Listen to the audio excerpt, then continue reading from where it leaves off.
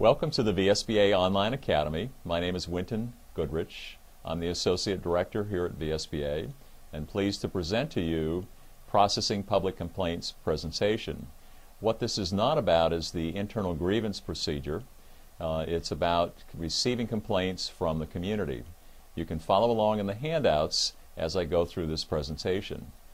First and foremost, make sure that you follow your local policy or procedure, as it may vary in the different school districts and with how the board and board members receive and process complaints. First, make sure that you inform your board chair and or the appropriate administrator, which may be the principal or it may be the superintendent or both. Always direct the complaint to the lowest level first. An example might be a parent complains to the school board member about a teacher. Well, that complainant should be directed to the teacher first. They may say to you they're very uncomfortable doing that. They're afraid of retribution for their child if the teacher finds out that they indeed complained about that teacher's work with the class or their performance. It's important that once you receive the complaint, after it's directed to the teacher, that you let the complainant know that the next level of appeal or recourse is to the principal.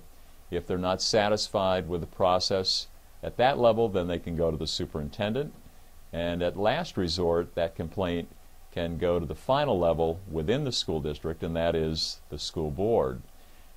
If the complainant is not satisfied at that point, their final recourse is twofold. One, just drop it, or the other is they can take that to court. Now, that is not a suggestion you ought to plant in the minds of people who complain about the school itself. Never ever go with the complainant as an advocate when they meet with a teacher, when they meet with the principal, or when they meet with the superintendent. The out that and the role that the board should play in this process is, because you are the final level of appeal, and it could come to you in a quasi-judicial hearing status or role, you can't know very much about the complaint as it works through the system. Otherwise, you'll be unbiased, or you'll be biased in sitting as a hearing board.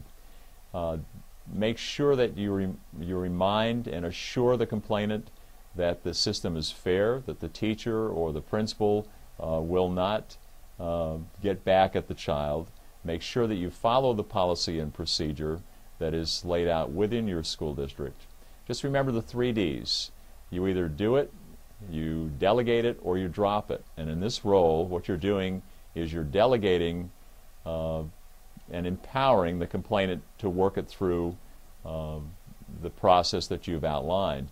The other piece is help the complainant find an advocate that can help them or can support them as they're going through the system as well. Again, this is a grievance. This is not an internal grievance process. This is a complaint process externally to the school.